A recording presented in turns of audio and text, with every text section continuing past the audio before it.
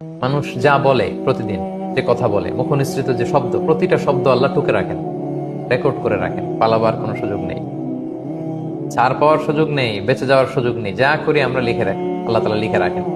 তো আমরা ভালো কাজ করেও যারা দুনিয়াতে বিপদের মুখোমুখি হই, জুলুমের শিকার, আমাদের এখানে আশা জাগা নিয়ে একটা বার্তা যে এগুলো কিন্তু আল্লাহ লিখে রেখেছেন। আমি মাজলুম, আমাকে মানুষ ভুল বুঝেছে, সমাজ আমাকে ভুল বুঝেছে, কিন্তু আল্লাহ বলে আমি ভুল বুঝিনি, তোমার সব কাজ আমি লিখে রেখেছি। ভালো করলে ভালোর প্রতিদান তুমি পাবে, খারাপ করলে খারাপের প্রতিদান তুমি পাবে। ওয়াকুল্লা শাইইন আহসাইনাহু ফি ইমামিম মুবিন। প্রতিটি কাজ ওয়েল ডকুমেন্টেড ম্যানারে লিখে রাখা হচ্ছে, সংরক্ষিত হচ্ছে, লিপিবদ্ধ হচ্ছে। আমরা যখন মানুষের সামনে কিছু করি তখন খুব সাবধানে কথা বলি। আমরা ক্যামেরার সামনে যখন কিছু করি বলি সাবধানে বলি, কারণ এটা রেকর্ডেড, ডকুমেন্টেড। আল্লাহ তাআলা বলেন এরকম ইমাম মুবিন নামক ভিডিও রেকর্ড দিয়ে আমি সবকিছু সিসি ক্যামেরার মতো টুকে রাখছি, তুলে রাখছি, লিপিবদ্ধ করে রাখছি, আর সংরক্ষিত থাকছে আমার কাছে।